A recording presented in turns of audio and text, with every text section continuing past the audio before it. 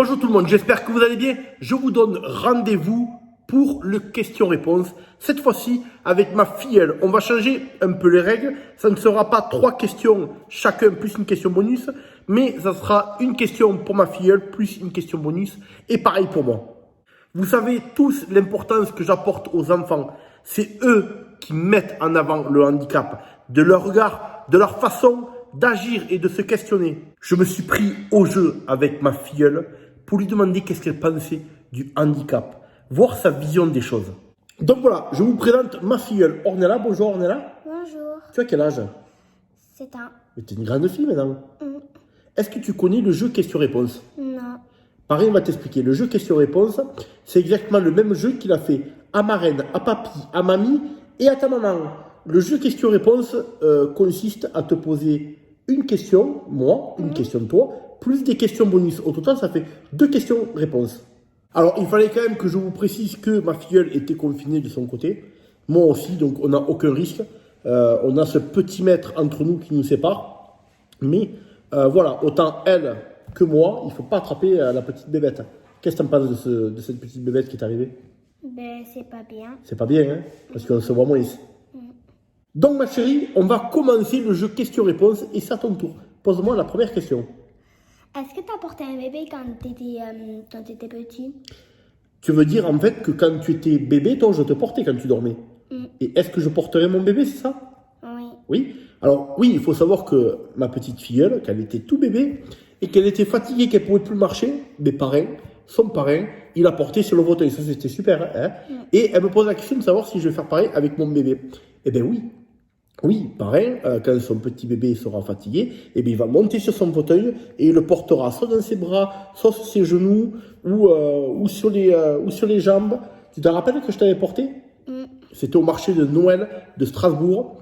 Elle était fatiguée, on avait marché toute la journée et elle s'était endormie complètement sur moi. Obligé d'incliner mon fauteuil vers l'arrière pour pouvoir la maintenir parce qu'elle était vraiment endormie sur moi.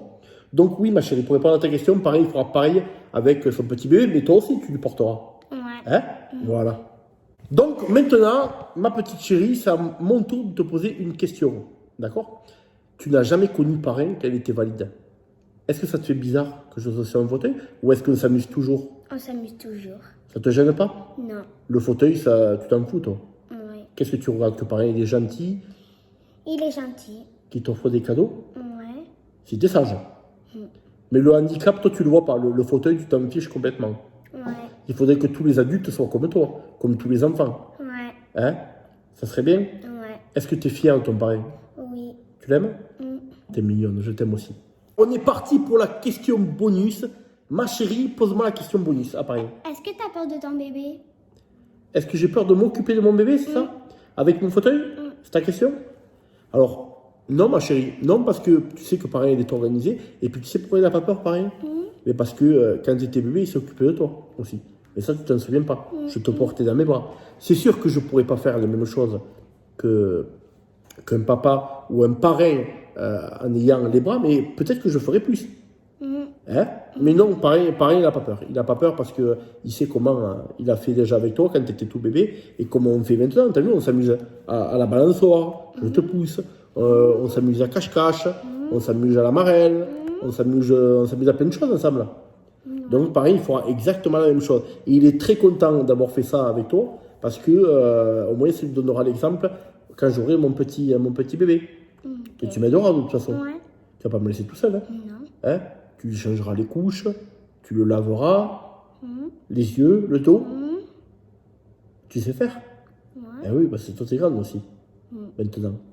Donc voilà, ton parrain, il n'a pas peur parce qu'il fera exactement comme toi. Ouais.